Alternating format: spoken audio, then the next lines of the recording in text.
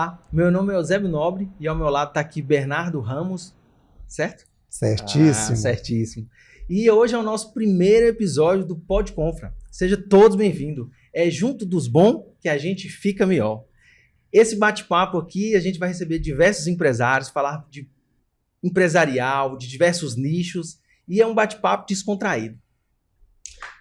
Verdade, Eusébio. E o seguinte, muito obrigado, pessoal, aliás, obrigado pela audiência. Hoje nós vamos começar o episódio com o pé direito. Vamos falar sobre tecnologia da informação, eficiência e produtividade na empresa. E para ampliar esse bate-papo, a gente tem aqui na mesa Luciano Guedes, lá da Minas Brasil, e Alex Bicalho, da DVLink. Muito obrigado pela presença de vocês, viu, gente? Obrigado, Bernardo. Obrigado, Eusébio. Parabéns aí pela iniciativa.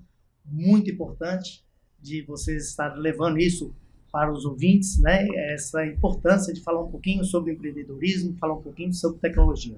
Estou à disposição e com certeza nesse bate-papo estarei aprendendo aqui com o nosso amigo Alex Bicalho, que é realmente o cabeça nessa área aí de tecnologia, e com vocês também. E por minha surpresa, o Eusébio também conhece mais do que eu, ok? Eu sou o convidado, mas eu vejo que eu tenho conversado com ele aí algumas coisas e tem me dado umas aulas aí relacionado à tecnologia. Eu sou apenas um curioso, né, em relação à tecnologia. Senhores, obrigado. É um prazer estar aqui com vocês. Uma iniciativa fantástica, principalmente porque nós temos a oportunidade de escutar empreendedores de Montes Claros, empreendedores que, na grande maioria das vezes, fica sem essa oportunidade de contar um pouquinho das suas experiências. Obrigado, Luciano. Obrigado, Bernardo Ramos. E obrigado, Eusébio. Que é Ramos. Ramos? Você não sabia que era Ramos, não? Para mim Sabia. era Bernardo Ribeiro. Eu sempre me... Bernardo da Alternativa. Bernardo Ribeiro Ramos? Onde é que veio o Ramos? Isso aí. Lá de Pirapora. Obrigado, mamãe. Um beijo. É mesmo Pirapora? Não Pirapora. sabia. Ué, então você também é cidadão piraporense? Sim. Beira de rir, né? Ribeirinho. Mas então, E fala está pra com a gente agora, né, nessa temporada, o Cicobi Crednosso.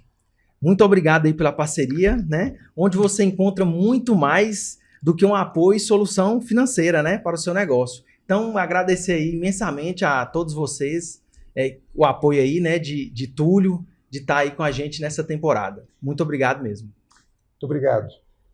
Gente, se você, empresário, profissional de negócio, tem interesse em saber sobre tecnologia de informação, o momento é agora, tá? A gente, além da tecnologia de informação, a gente vai bater um papo, conhecer as estratégias vitoriosas do Luciano, do Alex, e poder conversar e ampliar um pouquinho sobre o tema. Sejam bem-vindos. Gente, para iniciar, vou tomar a frente aqui, Eusébio.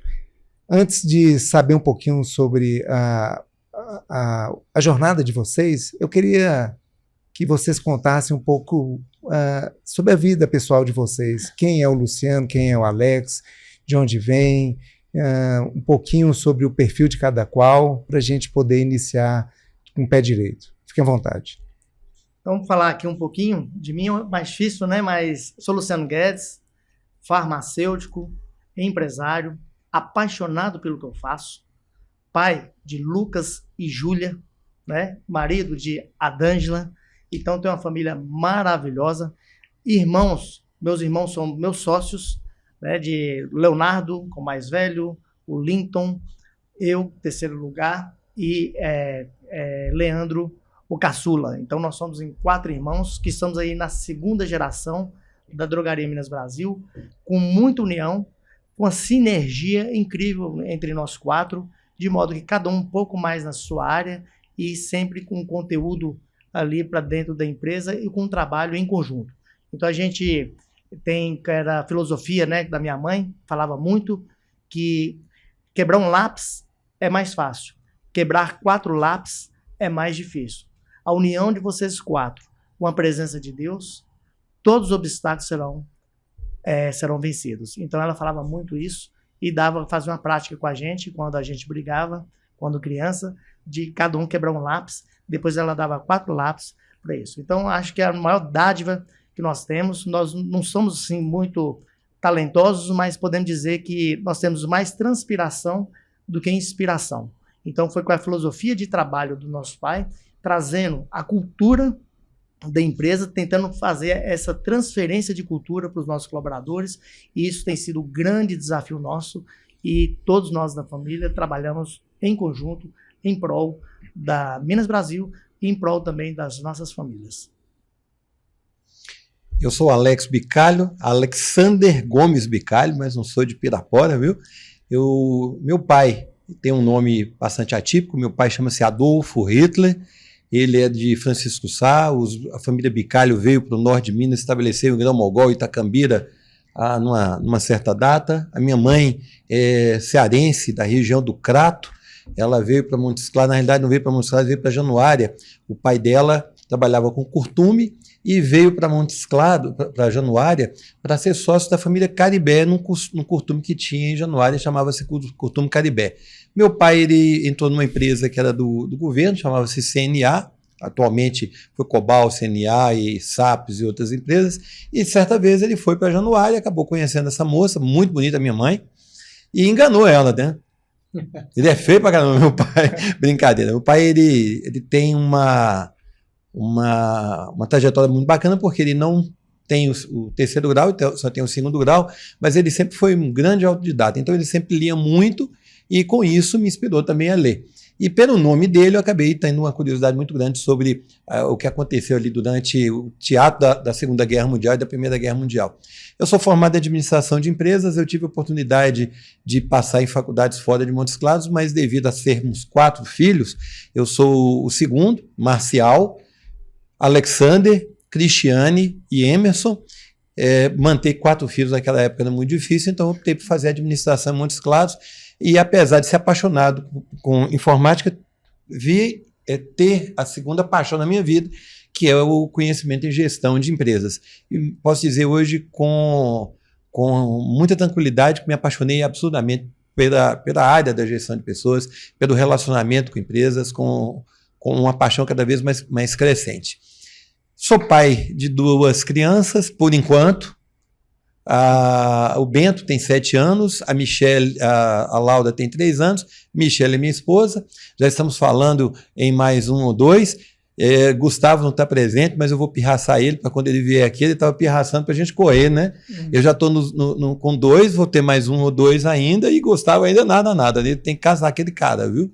Então, Michelle, ela é dentista com especialidade em oncologia, ela é bióloga com especialidade em análises clínicas, uma mulher maravilhosa. Eu casei muito cedo, eu casei com 43 anos, e ela é 19 anos mais nova, ela tem uma paciência comigo que é uma coisa de doido.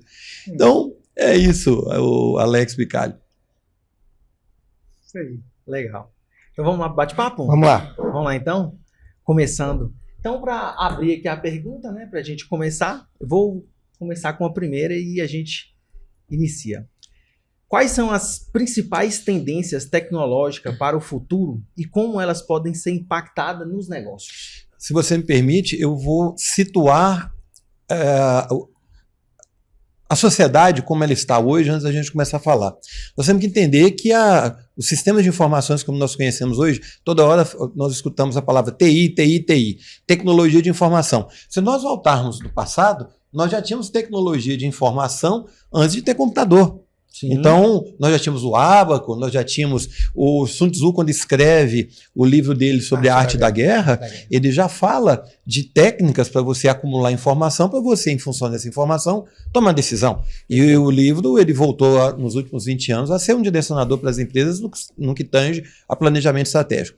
Bom, quando nós falamos na tecnologia da informação de hoje, nós estamos falando de algo que eu escutava 25 anos atrás. Quando eu fiz o meu primeiro curso de pós-graduação, um professor francês que dava a aula no Brasil, na PUC, sobre cenários, ele falava: empresas ainda vão fazer isso, empresas vão fazer assado. Nós chegamos nisso. Nós não carregamos mais telefone nas mãos, nós trabalhamos com computadores nas nossas mãos, com um poder que a gente não imaginava que teríamos. E nós estamos vendo uma velocidade cada vez maior no lançamento de chips que fazem com que esses equipamentos possam nos trazer literalmente o que nós tínhamos em cima das nossas mesas, no braço, no aparelho que você leva ao seu dispositivo.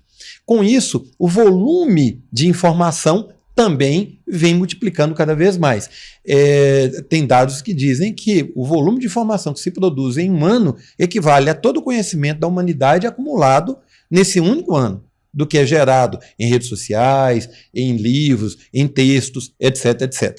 Bom, quando nós trazemos toda essa realidade, esse contexto ao que nós estamos vivendo hoje, nós estamos num acelerado proporcionado pela pandemia e nós estamos vivendo isso. Eu não imaginava que nós fôssemos ter teletrabalho tão cedo. Então, nós entramos no teletrabalho durante a pandemia. Nós começamos a nos relacionar com uma velocidade muito maior, com ferramentas que já estavam à nossa disposição. E nós fomos forçados a ir para casa e usamos essa tecnologia que já estava à nossa disposição. A internet já estava aí, nós já tínhamos ferramentas para isso. Agora, nós estamos no limiar do que vamos fazer. A inteligência artificial não é novidade. A IBM já vem desenvolvendo há mais de 10 anos uma inteligência artificial chamada Watson. Não é barata, altamente cara. A Watson, há 3, 4 anos atrás, ela tinha 17 anos de vida, considerando a idade cronológica dela. E quando menos se imagina, vem ChatGPT, vem Bard e vem uma outra infinidade de inteligências artificiais que nós estamos tendo acesso. Como usar ela? Como nós podemos fazer esse monte de tecnologia que está vindo tudo de uma vez só, não só inteligência artificial, mas nós temos, por exemplo, a realidade virtual. A realidade virtual, ela não volta. Você tem aí o óculos desenvolvido pela Apple mais recentemente, ela já está soltando uma versão mais em conta, mais barata, mas com toda a capacidade que a primeira tem. E isso é uma verdade que nós vamos ter. Eu vou visitar uma casa usando óculos, eu vou fazer uma viagem usando um óculos, eu vou ter essa experiência de quarta dimensão. Então não é só a inteligência artificial que vai impactar nos negócios. Eu penso que as redes sociais vão impactar absurdamente e não menos do que a IA, nós temos o impacto também das altas velocidades nas redes de internet. Estamos tendo acesso agora a 5G. 5G não vai ser somente nos nossos dispositivos, nós vamos usar isso dentro das empresas. E aí eu vou chutar a bola para Luciano, para ele completar, para depois a gente completar a sua resposta, que ele foi o pai. Dentro da Drogaria Minas Brasil, se você me dá licença comentar, ele era a favor de criar um e-commerce, os irmãos eram contra, ele convenceu o pai convenceu os irmãos e construiu-se um e-commerce que vai para 13 anos. Então, dentro do contexto que nós temos hoje, de tecnologias e de ferramentas e de estratégia das empresas, eu penso que uma das forças que nós vamos ter crescentes é o e-commerce utilizando essas ferramentas. Aí se você não se importar, o que é o e-commerce e como vocês pensam usar essas tecnologias, Luciano, nos próximos anos, nas ferramentas de vocês? Obrigado, Alex. Voltando aqui na pergunta do Eusébio e complementando com o do Alex, fazendo uma antropologia, né, voltando lá atrás, sempre as empresas, isso serve para quem está escutando, aí para os ouvintes, que às vezes tem aquele empresário que não conhece tecnologia. Eu não sou um grande conhecedor de tecnologia, mas nós empresários sabemos o que nós queremos. Então é buscar empresas e buscar pessoas que possam nos auxiliar. É o problema que nós temos hoje com a geração que conhece muito tecnologia, mas conhece pouco do nosso negócio. Então essa é uma dor. E isso lá atrás também a gente teve essa dificuldade. Então lá atrás nós começamos, por exemplo, sempre o varejo ele precisou de quê?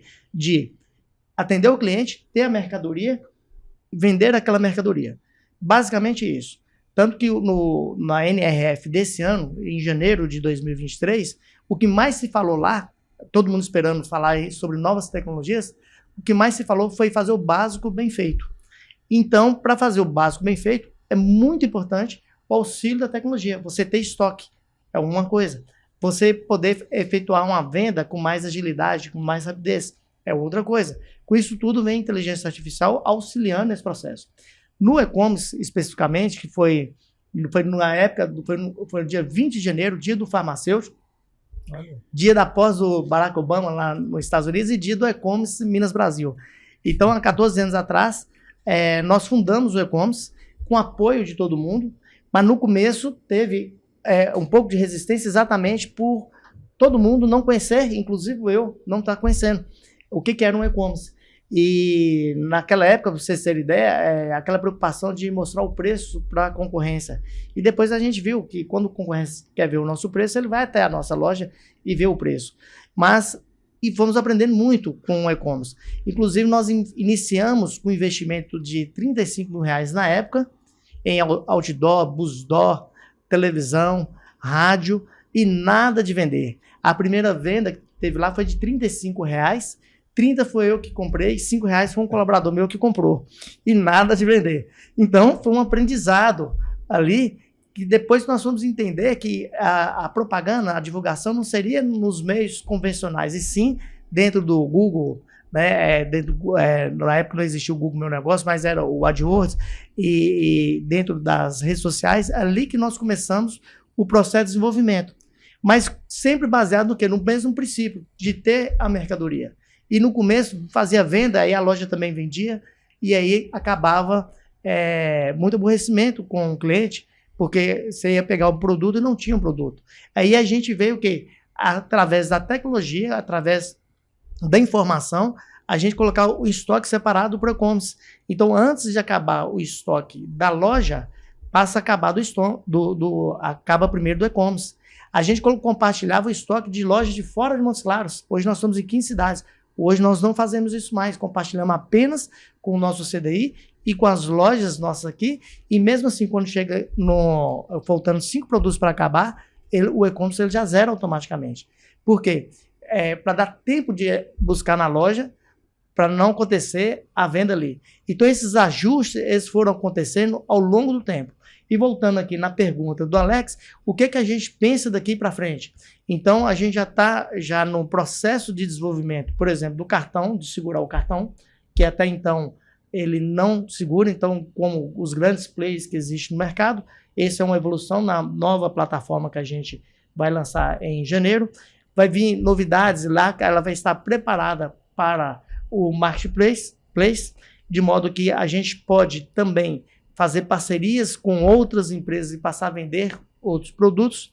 Vamos trabalhar também com a prateleira infinita, porque às vezes a pessoa procura lá cilindro de oxigênio, procura, por exemplo, uma cama hospitalar. Nós não temos espaço para expor esse produto, mas podemos vender sim pelo e-commerce, através de parcerias, ou até mesmo a gente tem em estoque produtos que não teríamos na loja física em função do espaço. Então vamos trabalhar aí com a prateleira infinita. Nessa nova versão também não vai haver a limitação de número de pixels ali da foto, porque nessa versão que nós estamos hoje, a gente tem que trabalhar isso por causa do tempo de abertura. Então, na versão nova, a gente pode colocar fotos com melhor qualidade, que ele vai ter um tempo de abertura mais rápido do que isso, do que temos hoje, que dentro do Google ele busca também pelo tempo de abertura para ranquear o site, é uma das métricas. Outra vantagem lá, nós vamos ter o cashback também dentro do e-commerce, que podemos ter o Pix, lá nós já temos o cashback na loja física, e podemos ter lá, quem pagar, por exemplo, com Pix, a gente vai devolver para ele em dinheiro, em cashback, para aumentar a fidelidade.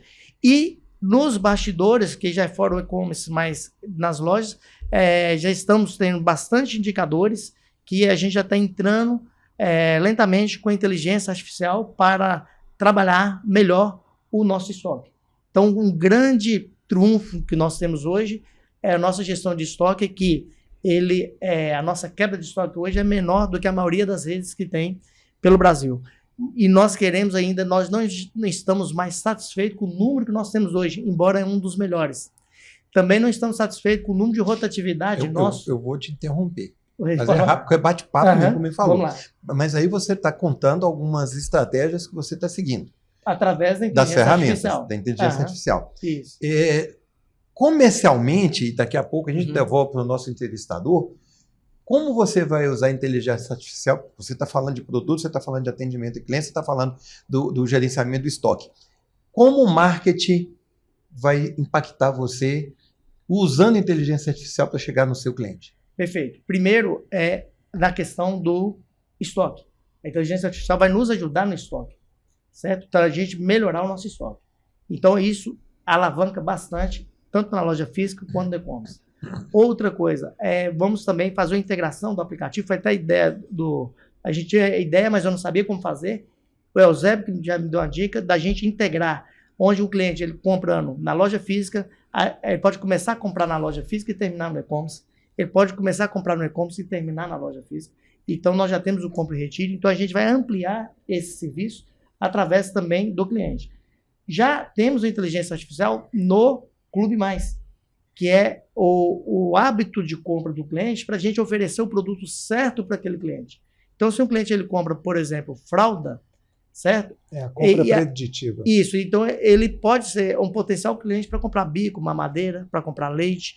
Então, isso a gente já tem o estudo desse cliente, que é agrupado por produto. Tem o RFV que a gente utiliza também, né, que é a recorrência, que é valor, né, que é a frequência do cliente. Então, nós temos isso aí separado, grupos de clientes, para trabalhar de maneiras diferentes com esse cliente. A classificação do cliente é bem bacana. Frequência, valor e regência.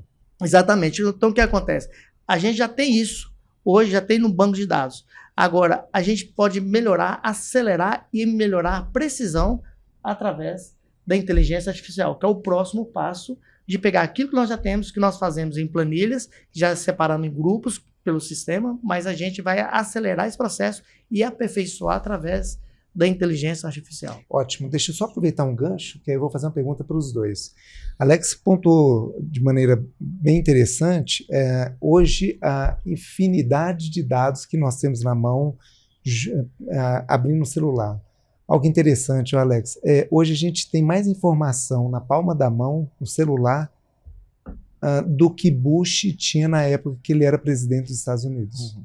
A lei de Moore, que fala sobre a cada 16 meses vai dobrar a capacidade operacional, ela já está sendo reduzida, porque isso está ocorrendo antes do tempo previsto. Então, a gente, enfim, nós temos uma quantidade, um volume cada vez maior de dados nas nossas empresas. Aí cria também, de certa forma, um paradoxo para nós empresários. Aí eu queria saber como vocês resolvem isso. Porque não basta ter informação. Agora o que a gente precisa saber é minerar essa informação, separar aquilo que é relevante daquilo que é irrelevante. E por outro lado, há pouco tempo nós passamos aí pelo início da LGPD, né? Ela começou a sua vigência, e aí as empresas precisam também ter cuidado, tomar os cuidados devidos para estar tendo cuidado em relação aos dados que são colhidos dos seus clientes. Então vamos lá.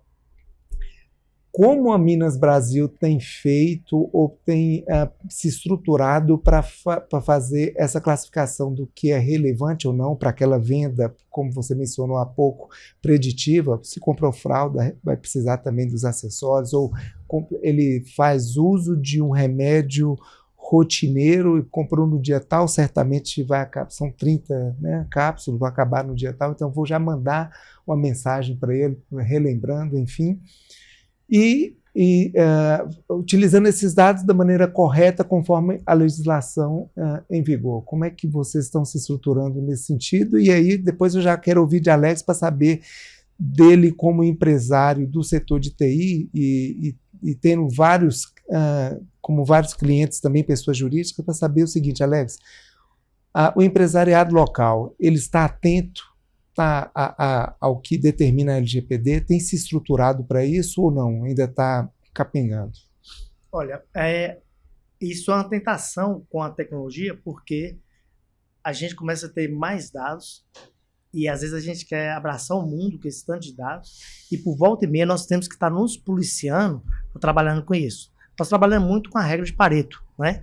Pegar os 20% que é mais relevante para ter um 80% de resultado. Então, a gente trabalha muito com isso. Antigamente, a gente tinha vendas totais. Era o suficiente, nos atendia muito bem. Depois, passamos a dividir vendas totais e vendas de medicamento e perfumaria. Hoje não é mais suficiente. Dentro do medicamento, tem dividido quanto de similar, quanto de genérico, quanto de referência, tem de medicamento ali, quanto de hospitalar tem ali. Dentro de perfumaria, quanto linha de cabelo, linha infantil, suplemento, então, tudo separado. Então, com esses dados, a gente tem as lojas de boa performance e lojas de baixa performance. Então, quando a gente observa, às vezes a loja bateu as metas, cresceu, mas ela caiu numa determinada categoria. Então, a gente trabalha aquela categoria daquela loja que ela caiu. Então, isso através de quê? De dados que a gente vem adquirindo. Então, como hoje a gente consegue dados mais rápido, a gente pega isso.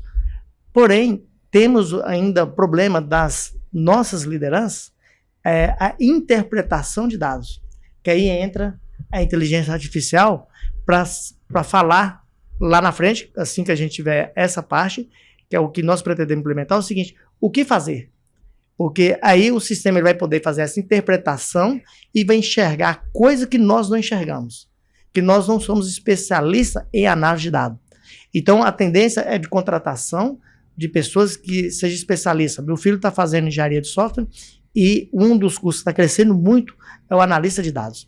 Então, esse analista de dados para pegar ali. Só que hoje já tem a inteligência artificial, que ele pode ser um analista de dados para nos trazer a informação mais relevante. Por enquanto, nós usamos a técnica lá do Pareto, pegamos os 20% para trabalhar. Mas a nossa intenção é de pegar, será que esses 20% nós estamos pegando realmente é o mais relevante? Essa é a pergunta que a gente faz para a gente mesmo, e a gente acha que é o que a gente está acertando. Porém, nós vamos ver essas observações na inteligência artificial. Bacana. Bernardo, é interessante, só rebobinando e começando, respondendo um pedacinho da pergunta que o Eusébio fez lá atrás, com relação à produtividade. A inteligência artificial, ela vai gerar uma produtividade na empresa, e isso me preocupa, eu já discuti isso com outros colegas, nos próximos 5 anos, isso já tem pesquisas, do número de pessoas que vão ser desempregadas pela inteligência artificial. Toninho está aqui preocupado em aprender a usar a inteligência artificial. Mas a grande massa que está tendo acesso à inteligência artificial, e não é pouca gente, eles não estão aprendendo e se preparando para usar a inteligência artificial e ser um minerador de dados. E ser o profissional que vai trabalhar com inteligência artificial dentro das organizações para ajudar a organização a alcançar resultados melhores e melhorando a sua produtividade e automaticamente dela. Então eu não vejo ainda essa preocupação da sociedade em se preparar. Está muito voltado para profissionais da área de TI, para profissionais da área de matemática, eles se profissionalizar. Você já tem profissões aí voltadas para análise de dados, pessoas que já lidam bem com inteligência artificial, a partir de 15, 20 mil reais de salário. Então isso é uma realidade. Esses caras ainda não caíram a ficha. A comunidade não. Nós estamos falando, em 2030, 1 bilhão de pessoas desempregadas substituídas pela inteligência artificial. Vamos fazer um exercício comigo? Eu atendo uma empresa que é uma distribuidora de gás. Ela tem 30 pessoas no atendimento dela. O atendimento dela vai ser substituído, nós sabemos que vai ser substituído. O WhatsApp, você já tem hoje um certo nível de automação lá com a unidade de atendimento. Essa unidade de atendimento ela vai vir cada vez mais inteligente e vai ser oferecida diretamente pelo Facebook e vai ser oferecida diretamente pelo WhatsApp. Quando isso acontecer, o que vai acontecer com essa mão de obra que não está sendo treinada, ou que não quer treinar, ou que não acordou ainda dessa oportunidade maravilhosa de aprender a usar a tecnologia que está na sua mão, está no seu aparelho de telefone. Você tem acesso a BAT, ChatGPT. E quando eu brinquei com o Toninho aqui sobre a idade, nós vamos saber fazer as perguntas. Está mais fácil nós aprendermos a fazer as perguntas inteligentes para dar o retorno que nós queremos do que não está treinando.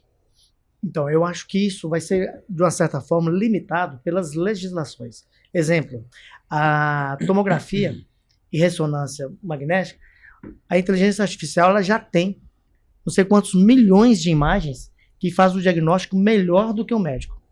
Porém, o Conselho de Medicina e a legislação em si não permite a máquina dar o diagnóstico. Ela vai auxiliar o médico a dar o diagnóstico, mas tem que ter a assinatura do médico ali. São aquelas profissões que são resguardadas ali. O direito, por exemplo, já tem também a máquina, né, a inteligência artificial, ela consegue saber o perfil do juiz, características do juiz, quais são os julgamentos tendenciosos do juiz ali ou não, pelo ideologia dele, e aí conseguir fazer uma defesa mais bem elaborada do que o próprio advogado. Porém, tem que ter a assinatura do advogado e a representatividade do advogado. Então, de uma certa forma, ela pode fazer o serviço do advogado, mas o advogado não perderia o emprego porque ele teria dar o nome dele ali nesse processo. Eu vejo dessa forma. O governo ou os governos vão tentar fazer isso porque ele precisa de gente trabalhando, porque essa massa trabalhando gera imposto, retorno, etc. Nós precisamos pensar no bem-estar. Só que nós estamos diante da seguinte situação. Concordo.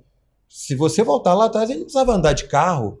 Carro eu atropelo as pessoas na rua, a bicicleta também. Então é questão de tempo, que não seja daqui a 5 anos, 10 anos, 20 anos, 100 anos, mas que a inteligência artificial vai vir. E esses controles governamentais que seriam instalados agora, eles vão cair, seja daqui a 20, 30, 40 anos. Eu vi um filme de ficção onde qual o motivo de ser das empresas e da sociedade? É o comprar, é o escambo, é a negociação, é a catira. Esse filme, ele provoca, é um livro de ficção também, ele provoca um momento em que eu tenho um sintetizador de matéria. Quando eu tiver o sintetizador de matéria, para que eu vou precisar de empresa? Eu vou comprar um sintetizador de matéria, eu vou ter em casa, eu vou ter comida, eu vou ter carro, vou ter o que eu quiser. Você imagina a confusão social que nós vamos ter nessa situação. Então, concordo com você, vamos ter um impacto aí, os governos vão tentar atuar, mas mais dia menos dia, isso vai cair e nós temos que pensar que essa massa ela vai precisar de um novo desenvolvimento tecnológico para que ela não fique desempregada. E esse é um pensamento que eu não estou vendo ainda. Me corrija se eu estiver errado, mas eu vi também algo do tipo que vai chegar num nível de automação tão elevado que o dinheiro vai ficar mais irrelevante, no sentido de que você vai ter as coisas com fácil acesso, então com pouco dinheiro você vai ter a qualidade de hoje de quem tem muito dinheiro. A socialização que nós tanto pensamos, então você vai ter lá, por exemplo, acontecer por causa da tecnologia. Vamos supor, tem um carro autônomo voador, tem um avião autônomo, e os governos não conseguiram mais colocar o piloto ali, está tudo funcionando. Vai baixar o preço da passagem, vai baixar o preço do transporte público, vai baixar o preço do táxi, porque ele está fazendo sozinho. Então, isso acaba baixando. Então, a população, de um modo geral, ele vai ter preços mais acessíveis, com alta tecnologia, usufruindo de coisas que no passado não poderia usufruir com pouco dinheiro. O que esse bilhão de pessoas desempregadas poderiam fazer para melhorar a sociedade? Nós tínhamos que pensar nisso, porque vai acontecer. Esse cara, ele fazer atividades sociais, ser remunerado por isso, ele fazer visitações, ele ser professor, ele trabalhar com artes, etc, etc. Desculpa estar navegando nesse assunto, mas é um impacto desse avanço tecnológico, vai aumentar a produtividade das empresas, daquelas pessoas que estão bem preparadas, mas vai jogar uma massa no mercado. Essa massa, jogar no limbo. Essa pessoa, esse bilhão de pessoas, nós temos que pensar nessas atividades que podem ser sociais. As pessoas remuneradas, como você mesmo falou, elas não vão ficar soltas. Se eu pudesse, talvez, definir aqui a discussão, em um breve resumo, talvez o ideal seria pensar que o profissional nunca vai ser substituído. Não, não é o profissional vai ser substituído ou não pela máquina. O profissional será, o ser humano não. Perfeito. Mas, boa definição, Alex. E, sobretudo, aquele ser humano que também se aproveita da tecnologia, porque aquele profissional que utiliza a tecnologia a seu favor, certamente será um profissional melhor do que aquele que não utiliza a tecnologia. Para você. A partir de amanhã você está aposentado. O que você faria? Nós temos que pensar assim. Se eu me aposentar amanhã, eu vou fazer minha atividade física, eu vou numa escola fazer um trabalho social, eu vou no hospital. Então nós temos que pensar que essas pessoas elas podem ser remuneradas por esse trabalho social que elas estariam fazendo. Então, o impacto da tecnologia e a demissão dessas pessoas, os governos deveriam estar pensando assim, não era em restringir, era em acelerar, mas ao mesmo tempo em proporcionar a esses que vão estar disponíveis no mercado outras coisas, desenvolvimento artístico, música, Tá, mas etc, etc. deixa eu posso aproveitar aqui. Mas eu não falei ainda da LGPD, então Pois depois é. a gente volta lá. Não, por favor, Tá. eu ia até te solicitar informação sobre isso. A aqui, grande diante- maioria da micro, pequena e média empresa, ela tem, ela não faz um planejamento estratégico. Como ela não faz o planejamento estratégico, ela vive, como um amigo certa vez falou, em pagar boleto. Então é a primeira e principal preocupação da micro, pequena e média. A grande maioria sabe, já ouviu falar o que é LGPD, uma outra grande maioria ainda não ouviu, eles não estão entendendo do risco que é. Vamos esquecer LGPD. Esqueça LGPD. LGPD é uma obrigatoriedade, me desculpem a forma como ela foi adotada no Brasil, é um copião da GPDR europeia. Mas nós temos que pensar numa outra situação. O Brasil foi, até pouco tempo, o segundo país em crimes digitais no mundo. Primeiro os Estados Unidos, depois o Brasil. Nós fomos ultrapassados pelo México. Que maravilha, né? O México é hoje um parceiro comercial fantástico dos Estados Unidos e um quintal produtivo, porque eles estão migrando muita coisa da China para o México. Tá? Com isso, passaram a ser muito visados. Nós estamos falando em crimes digitais que todos nós já passamos aqui. Diante disso, uma das maiores preocupações que não deveriam ser puxadas pela LGPD é o cuidado das organizações com a informação dele para a vida do dia a dia. Como você estava falando, você precisa dessa informação para o seu negócio rodar. Ao mesmo tempo, o cuidado que você tem que ter, que eu gosto de dizer que a LGPD ela está atinando em quem já está acompanhando, é a continuidade do negócio. Eu estou pouco preocupado com multa, eu estou preocupado com ser ferrado. Eu estou preocupado em zelar pela minha informação, cuidar dessa informação, para que, se houver uma parada, o meu negócio não pare, ele volte a funcionar. Se eu estou me preocupando com isso, eu estou preocupando com o cuidado da minha informação para que o meu negócio não pare, automaticamente eu estou preocupando com a LGPD. É natural? Você tem carteira de carro, você preocupa em ser multado? Sim, claro. Você anda dentro da lei, não anda? Você anda dentro dos 80, 60, 50. A lei geral, ela estabelece algumas normas, a Lei Geral de Proteção de Dados, que você vai ter para o cuidado e manutenção da sua informação. E se você fizer, você está dentro de uma regulamentação, você está atendendo a lei, bacana, mas você, quando anda de carro numa estrada, você procura ir com cuidado, não procura? É a lei que te manda ou você que é o cuidadoso e faz? É você. Eu diria ser talvez ambos. Não é? Sim. Então, diante disso, a lei geral, se for bem interpretada, é uma oportunidade maravilhosa para nós revermos os nossos processos, otimizar os nossos processos, o cuidado com a informação para a continuidade do negócio. A sua resposta: a grande maioria da micro, pequena e média empresa não tem isso como uma preocupação primária. Não vejo para os próximos 5 anos, diante do cenário que nós estamos vivendo. É um cenário ainda diverso, e em função disso, não há uma definição do que fazer. Estão preocupados em comprar, vender, comprar, estocar e vender. Um resumo aqui do que o Alex falou. A questão da empresa, né, eu vejo a gente, se não existisse a LGPD, o cuidado a gente teria o mesmo. Porque se o nosso banco de dados cair na mão do concorrente, é muito ruim, certo? Sim. Então, nós temos uma preocupação muito, mas muito além do LGPD, porque nem internamente os grandes dados são passados. Ninguém fica sabendo. Porque é um setor nosso de inteligência onde nós podemos saber como que está trabalhando com o concorrente, como é que é o perfil de cada cliente nosso. Isso é de interesse único, apenas da parte estratégica da empresa, que fica só na mão da diretoria e de alguns poucos colaboradores que temos ali. O restante, a massa não tem acesso aos dados estratégicos. Tem acesso ali no balcão para ver o histórico do cliente, para auxiliar na venda, que aí é onde que ajuda também a gente tem nos dados, que ele vai poder oferecer aquilo para o cliente, aquilo que é do hábito do cliente. Então isso aí vai contribuir. Mas o LGPD é muito importante, tem nessa visão que você falou, mas é muito importante também a empresa, não somente por causa do LGPD, mas reservar os seus dados, porque é interesse estratégico dela. Luiz? É o novo ouro. Pergunta para vocês. Dados, E aí, presta bem atenção, porque não é para você. Qual é mais importante para você? O seu concorrente roubar seus dados? Ou você ficar parado uma semana por uma pane qualquer, como um 23 milhas ficou, como Marisa ficou? Os dois são ruins, né? Mas o concorrente pegando os dados ele pegando tá seus os dados é perigoso. Existe legislação para isso hoje, Mas você muda a sua estratégia comercial. Uhum. Vai Com demorar um certeza. pouquinho? Vai. Uhum. Agora, você parar 5 dias sem faturar, quanto representa isso para você em valores? Sim, muito. Né? Então, continuidade do negócio e o risco do roubo de informação pela concorrência tem um peso muito maior do que a legislação ficar policiando se você tem uma informação vazada ou não. Escreve Google lá, Bernardo Ribeiro Neves, né, que você falou aí, que eu não conhecia o sobrenome dele.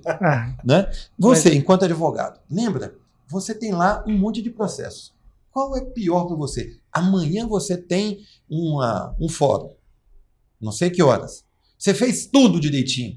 Quando pensa que não, você está ali terminando o seu trabalho antes de dormir, 10 horas da noite, buf! Não sei o que é pior, porque eu deixei já essa parte. Aí você está me Vou querendo dificultar. retornar. Diz que você trabalha CEO de uma empresa no segmento de exibição, uma tal de alternativa. Amanhã, de vez em quando, 7 horas da manhã, estou caminhando com o Gilberto, com o Vitor, tem uns caras de uma empresa chamada Alternativa. Tô lá cedo. Cedinho, 6h30 da manhã. Por quê? Porque chegar, o cara tem que passar fazer 6h30 da manhã, porque 7 horas os carros começam a passar, já tem banner novo lá. Tô brincando? Não. Eu fiquei sabendo que o computador seu bichou. Nós estamos falando de uma informação que não é informação estratégica. Concorda? É uma informação de um cliente que a exibição estava combinada para amanhã. Sim. Bichou tudo. Mesma coisa com você? Posso dar um adendo? Deve. Olha para você ver. E quando a gente olha o LGPD, não é só também questões de cliente, né, com concorrente. Também são questões internas. Sim, Bernardo é CEO de uma fábrica, de uma multinacional. E como que ele vai conseguir restringir informações dos funcionários? Sim. Ah, precisou comprar tal medicamento, entrou numa depressão, está sendo afastado. Exato. Então, Dados essa sensíveis. informação do RH, ela é sigilosa. Ela vai para quem? Quem tem acesso a ela? Então, o que eu quis dizer com essa provocação? A LGPD é importante, mas, a meu ver, para o gestor, mais importante é cuidar com carinho da sua informação. Em função de uma possível roubo de dados, pela sua estratégia, pela continuidade do seu negócio, porque amanhã você combinou, tem que estar no ar de manhã cedo, você também. Você já teve problemas de postagem, site que sai do ar. Então, isso é muito importante. O restante, a LGPD, ela vai auxiliar absurdamente no processo que você precisa ter para a sua estruturação dessa segurança digital. A LGPD te ajuda a guiar. Então, eu penso que as empresas deveriam estar começando há muito tempo, mas elas estão segurando em função desse momento, uma incerteza ainda. Eu tive o cuidado de perguntar para vários micro e pequenos empresários. E quando você fala do micro e sabe. do pequeno que tem a dificuldade, é porque também para se regularizar tudo precisa de um Muito bem investimento. lembrado. O custo de implementação... Precisa de um Alex, de um Bernardo, que é mestre na área aí. A LGPD, nós estamos falando de advogado, nós estamos falando do pessoal da equipe técnica, nós estamos falando das nossas equipes, porque elas têm que ser aculturadas a tomar cuidado. A liderança. Fui pro boteco tomar uma cachaça com esses 4 caras que estão aqui. Tô lá no boteco, tomei uma cerveja um pouquinho a mais, tem um cara aqui, eu vou e falo alguma coisa desse cara aqui que nós vimos durante o dia. Ele estava lá comprando na loja, está devendo na loja, na hora que ele foi sair, ele não pôde comprar. Você vai lá pro boteco, você vai e comenta desse cara. E tem alguém amigo dele aqui, e você faz a mídia de informação. Você está falando de um dado sensível dele, que ele está devendo. Então, a equipe tem que ser trabalhada, e nós, brasileiros, temos que mudar a nossa cultura de cuidado com a informação. Celulares, que são dispositivos, computadores poderosos, e como você falou, a lei de Moore, ela diz que era a cada 16 meses. Nós estamos falando em um processador novo a cada 3 meses. Você vai ter iPhone é uma vez por ano? Samsung é uma vez por ano? E cada vez com processadores mais poderosos, a Snapdragon, agora é uma outra muito mais poderosa. Eu não dou 5 anos, nós vamos ter... Você vai literalmente abandonar o seu computador, você vai chegar na sua empresa, você vai ter uma tela, você vai espelhar ele, você vai ficar trabalhando, você vai ter um tecladozinho, você não vai mais ter aquele computador que a gente compra, vão ser os portáteis. E no celular agora você consegue colocar senha dentro do aplicativo, ou seja, já está gerando segurança Sim. para esse caso for um celular corporativo, por exemplo. Deixa eu pegar só um... Você viu quantas ferramentas tem pedido hoje a contrassenha, a segunda autenticação? É, isso aí. Segurança, mas é segurança para a empresa. Eu fiquei, me dá seu telefone aí, vai, me dá a senha também do telefone, você dá? Você sabe do roubo que Gilberto teve? Cuidado que pode ser dado sensível, viu? Dado sensível. Os caras você vai te dar um tiro, vai pegar a sua leitura facial, vai passar na sua cara e pronto. Né? Então, é importantíssimo ainda não foi atinado que a LGPD vai me ajudar nos processos. Como antigamente, ele é mais velho que eu, ele lembra, você lembra quando foi obrigado a colocar o Sintegra? Como ajudou nos processos? Sim. Deu trabalho pra caramba, não E deu? naquela época, qual que era o papo corrente entre os contadores? Vão ficar todos desempregados, a gente vai ter que procurar outro ofício.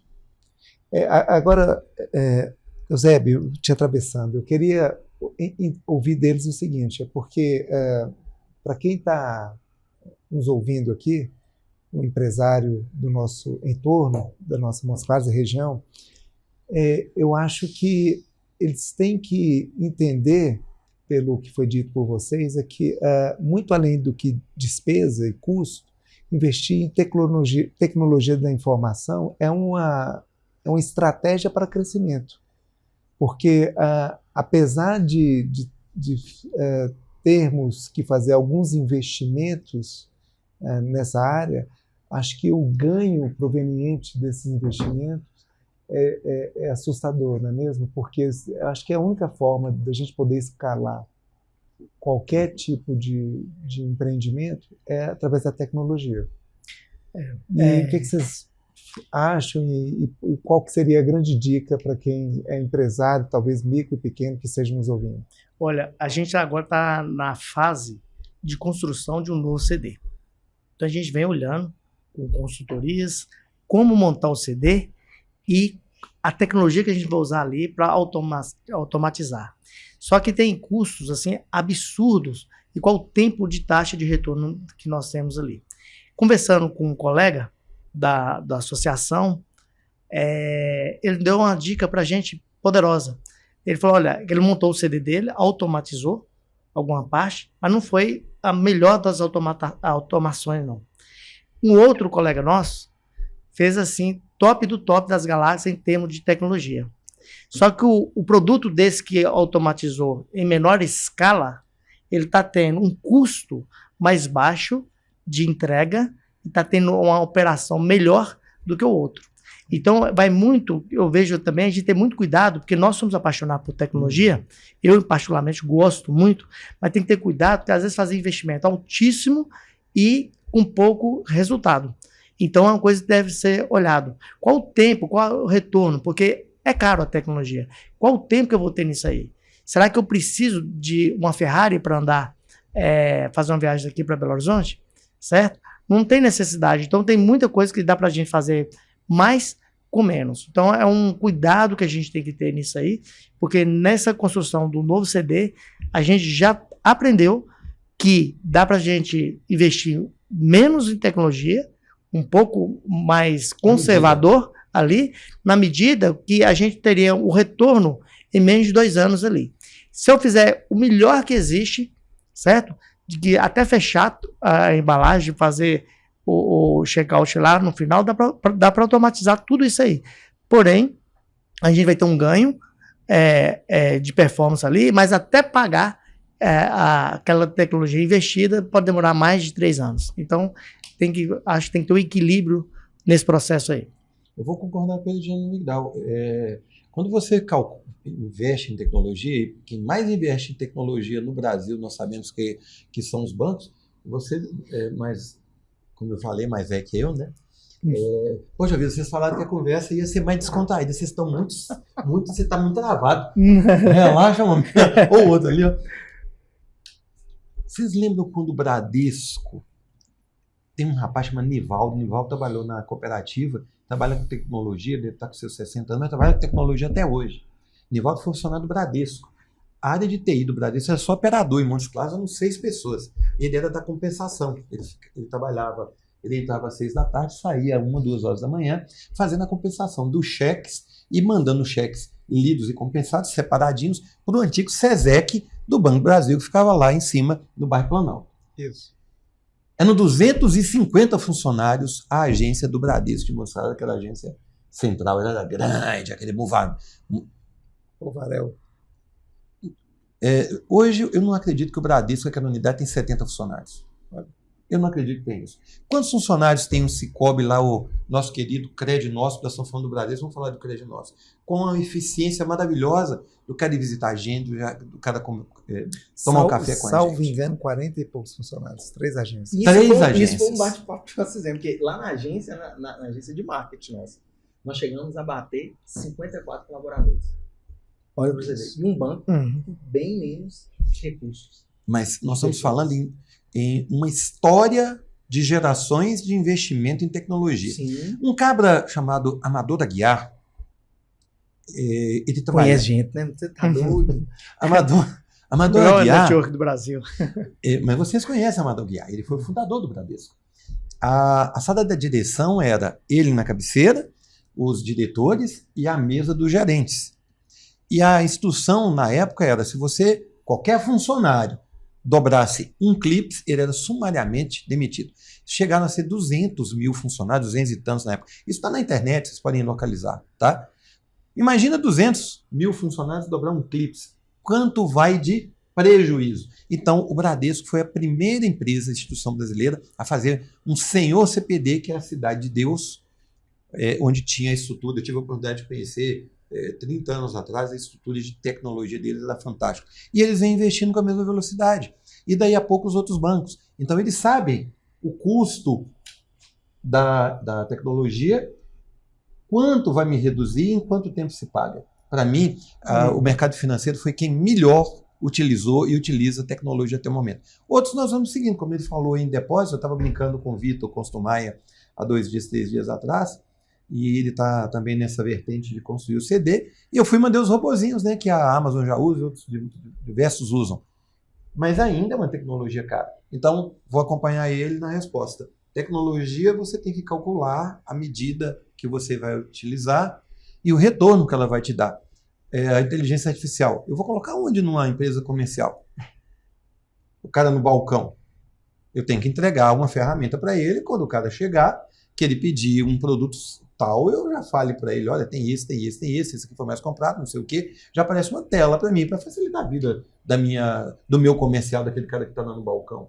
Né? Agora, o que é bacana é o seguinte, porque às vezes a gente pensa muito grande e distante, mas tecnologia, pelo menos a meu ver, é tudo aquilo que facilita a entrega de algum bem ou serviço. Vamos lá. Antes de você completar, eu vou concordar.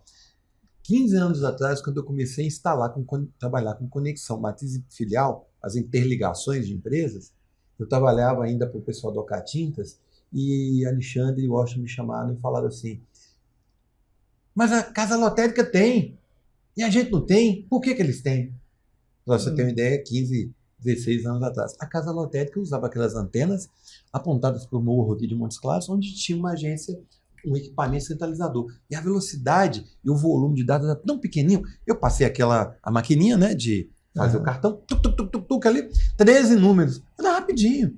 Então era quase que impossível. O cara vivia no grande e queria ter no pequeno, mas não queria pagar por aquilo, porque realmente é muito caro. Então, vou concordar com você. Tem hora que não precisa ser só essa tecnologia de ferramenta. E aí você vai... Eu só ia dar o seguinte exemplo, é bem interessante. Olha, a construção lá das pirâmides Maia foram feitas da maneira manual, né? Claro, artesanal, onde eles empurravam as pedras. Mas naquela época existia roda. Por quê? Porque as crianças têm notícias das crianças brincando com brinquedos feitos à roda. Mas aí, poxa, lá está muito distante isso, né? Na década de 40 ou 60, as malas eram levantadas e carregadas. Já existia roda? Tinha carro. Mas ninguém tinha pensado em colocar rodinha nas malas. Às vezes, eu falo isso porque às vezes está tão evidente e às vezes está tão na nossa cara que a gente, às vezes, o que nos falta é apenas um olhar diferente, um viés diferente. E isso também é tecnologia. A gente não precisa estar buscando, talvez, a IA ou outras soluções mirabolantes. Não, tecnologia é fazer de maneira mais eficiente. Eu vou te interromper de novo. Um dos motivos pelo qual nós montamos a confraria, e Bernardo foi um dos primeiros convidados, ele estava meu conselheiro num outro negócio, e ele já vinha estudando outras ferramentas de tecnologia, e ele me apresentou a IVE, ou AIVE aqui no Brasil, né? Uma máquina que faz o detergente, coisa parecida, a partir de um sachê, igual um sachê de café. Então vamos falar das melhores tecnologias que nós criamos, e veio farmácia nos visitar e de entender por que o que a gente está fazendo ser tão rápido no nosso televendas. O que acontece? Uma rede que faz parte da associação, ela veio nos conhecer, veio o nosso processo para aprender com a gente também viaja para aprender com outras redes, e lá estava com um problema no motocarga deles, no elevador deles, de deixar a mercadoria de cima descer para a loja de televendas para expedição. E nós temos também, eles falaram, onde é que é o seu televendas? Aí eu falei, lá na matriz, no subsolo. Mas vocês têm um motocarga? Ela falou, tem. Moça, a gente está dando problema demais no nosso motocarga, ele não resolve, para toda hora, tem problema, já chamamos mecânicos, pessoas para estar olhando, já mudamos, qual o modelo de vocês? Vamos lá para vocês conhecerem. Aí eles foram lá para conhecer. Qual que é a nossa tecnologia lá que nunca deu problema? É uma cordinha com balde, né, que colocava lá e disse, aí ele me perguntou antes, qual a velocidade do seu? Eu falei, 9.8 metros por segundo. Eu não conheço esse motocarga aí, eu não conheço, porque o nosso desce em média de 1 metro por segundo, então é muito lento, né, a descida. Eu falei, não, o nosso 9.8. Aí chegou lá, era simplesmente uma corda com balde. Aí ele falou assim, moça, mas é isso? Eu falei, resolve do mesmo jeito, né? Resolve do mesmo jeito a solução. Não precisava estar fazendo investimento tão alto. E não é que eles voltaram, arrancaram o motocarga dele lá e fizeram a mesma coisa nossa. Depois eles perguntaram, mas por que 9.8? Eu falei, é gravidade. Colocou lá e soltou. Então é muito mais rápido ali. Ou seja, não precisa da tecnologia, né? De um elevador, um motocarga com todo o aparelhado, que resolve do mesmo jeito, descer de um andar para o outro. Mais então, eficiente, no posto, mais barato. Mais eficiente, mais barato, sem dar defeito. Me incomoda, apesar de ser tecnologia, que as pessoas estão usando a tecnologia e estão esquecendo de inventar, de criar, tá? E esse cara que está pensando nisso, esses inovadores, o cara da IVE, por exemplo, a invenção aí do monta-carga da Drogaria Minas do Brasil, isso vão ser diferenciais no futuro. Tá? A tecnologia é importante, mas você lembra do controle remoto, né? Você citou um caso, o cara levantava, ia lá e tocava o canal e não engordava. Agora não, Alexa, apaga a luz.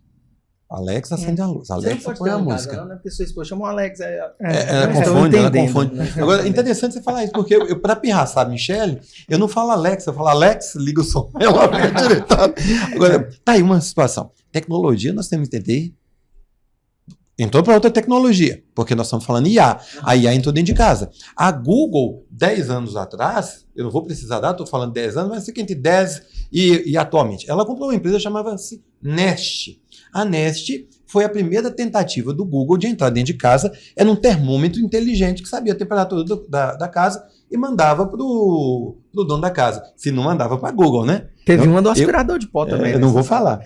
Quando veio esses equipamentos que controlam som, controlam casa, que são a famosa IoT, né, o IoT, aí foi o boom. O Google entrou dentro de casa. A Amazon entrou dentro de casa. Eu estava na casa de um amigo e ele conversa com a Amazon, Alexa, lista de compra, tal. Você acha que a Amazon não está sabendo disso, da sua lista de compra? Tem câmera ainda, né? Consegue ver. Teve uma compra de uma empresa de aspirador de pó automático que não vendia tanto, mas comprou por causa dos dados, porque ela conseguia ver qual era a marca da geladeira, quais eram os objetos, enfim. Não sou contra a tecnologia, mas nós temos que pensar que aí vem a situação do saímos da empresa, fomos para casa. O custo da manutenção de tecnologia doméstica também tem que ser computado. Os caras colocam cortina automática, geladeira, não sei o quê, e acha que colocou e funcionou como as televisões, você só liga e desliga. Não, tecnologia tem custo. Tecnologia tem despesa. Eu quero colocar um aquecimento solar na piscina, periodicamente, tem que fazer uma manutenção. Eu quero colocar umas pessoas de água lá no jardim. Eu quero desligar as luzes, tem que ter manutenção. Então, as casas inteligentes vão ajudar a reduzir custos. Eu vou saber o meu custo de energia, meu consumo de água, etc, etc. Mas eu tenho que lembrar, eu tenho que computar também que eu tenho que fazer manutenções preventivas. 3 em 3 meses, 6 meses, coisa parecida. Eu tenho que trocar uma peça, tenho que trocar um sensor. E a grande maioria das pessoas não estão lembrando disso, tá? É um tema que a gente pode ficar a noite toda falando, né? Cara, Deixa eu só aproveitar aqui que a gente falou muito sobre banco, né? Que é importante a gente ter segurança, que faz muito investimentos em controle de dados. E a gente tem um quadro aqui no Pod Confra, que é Momento Fio da Meada, né? Que é o nosso parceiro Crednosso. Então, assim, hoje quando a gente vai contratar um banco, né, que a gente vai ser parceiro dele, o que é importante? Eficiência e segurança dos dados, né?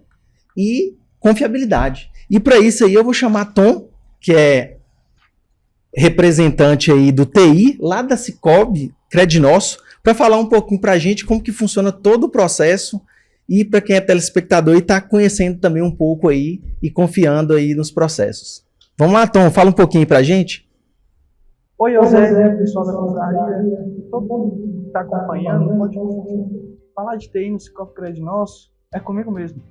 Boa parte de nossos associados, se não a sua maioria, realiza sua movimentação financeira através do App Sicoob ou do SicooBnet. Portanto, nossa preocupação com a segurança cibernética se torna cada vez maior. Investimos todos os meses em ferramentas que asseguram nossas transações, além de, claro, apostar na capacitação de nossos colaboradores. Nossa infraestrutura possui recursos que protegem dados internos e pessoais, por meio de certificados, criptografias, múltiplo fator de autenticação, protocolos, etc. Além disso, nós possuímos o SOC, que é o Centro de Operações de Segurança. Trata-se de uma equipe que é responsável por monitorar, analisar e responder às ameaças cibernéticas 24 horas por dia, garantindo a detecção rápida e resposta eficazes, ajudando a reduzir os riscos e minimizar danos. Viu, Eusébio? Obrigado, Tom. Isso é muito importante. Por isso que o banco investe muito em tecnologia de dados. Obrigado, Tom. Lex, Luciano, eu sei que a gente está com um papo agradabilíssimo. Nós viemos para cá e não veio café até agora, não veio lanche até agora, não veio cerveja, né? Mas, e ainda vai mandar a gente embora? Rapaz, foi assim, e voou, viu? Digo mais, voou. Sabe por quê? Porque foi ótimo conversar com vocês a respeito de um tema tão empolgante. Muito obrigado pelo tempo de vocês. Aqui foi um aprendizado para mim, eu tenho certeza que para todos os demais ouvintes, aqueles que estão nos vendo e ouvindo. Essa temporada a gente está estreando com o pé direito, porque de fato é junto dos bons que a gente fica melhor. Muito obrigado pela presença de vocês e vamos juntos. Bernardo, mais uma vez, muito obrigado. José, mais uma vez, muito obrigado. Muito importante esse bate-papo aqui. Alex, um conhecimento incrível sobre tecnologia. Eu acho que tem um equilíbrio para os nossos ouvintes de mostrar o seguinte, que tem aquele que conhece muito tecnologia, e o empresário que não conhece tanto tecnologia, mas se houver a parceria, puxar as pessoas certas, com orientação, porque o empresário sabe o que ele quer, certo? Então pode pedir ajuda e pode chegar naquilo que ele quer. Então é muito importante associar o conhecedor do seu negócio com uma pessoa com conhecimento vasto como o Alex aí. Então isso é muito importante. Mais uma vez quero agradecer aí o convite. Estamos à disposição, igual a nossa matriz, igual a nossa loja Major Pratos, 24 horas. Bernardo e Eusébio, uma iniciativa fantástica que eu penso que não pode ficar somente no planejado, muito pelo contrário. Eu sinto que a grande maioria do empresariado, dos inovadores, dos empreendedores, eles precisam escutar essas experiências e é um canal muito fácil, muito tranquilo, simples, ele pode escutar na hora que está indo para casa, na hora que ele estiver indo para o trabalho, naquele momento que ele estiver no almoço sozinho, ele coloca um fone de ouvido e escuta um pouquinho das experiências de quem já fez. Tenho que elogiar muito também o Luciano, estou com o Leandro na cabeça, né? Fomos caminhar ontem. Temos que elogiar o Luciano porque ele foi inovador e tem sido inovador no emprego de tecnologia dentro da empresa dele e ele está conseguindo entender o retorno que a tecnologia tem trazido para os negócios. Lembrando, também confirmando e reafirmando o que o Bernardo falou, tecnologia não é só TI, não é só equipamento, não é só computador, não. É saber inovar com os recursos que a gente tem dentro dos negócios. Mais uma vez, parabéns, obrigado pelo convite. A gente que agradece. E quem quiser saber mais um pouco sobre o podcast, pode nos acessar lá nas redes sociais. Nós estamos no confraria.84. Qual que é a sua rede social, Luciano? @Drogaria Minas Brasil. E também tem o www.drogariaminasbrasil.com.br e manipulaçãominasbrasil.com.br, além do @manipulaçãominasbrasil.com.br. Todas as redes sociais, né? Tem o TikTok também, tem o Instagram, Facebook, e com a ajuda aí do nosso amigo Eusébio, a gente vai crescer muito ainda nessa área aí. Perfeito. Você, Alex? advlink.com.br e nas redes sociais a DVLink, localizado fácil. Ótimo. Eu estou no Alternativa Bernardo e Eusébio. Nobles Marketing. Perfeito. Muito obrigado, gente. Maravilha.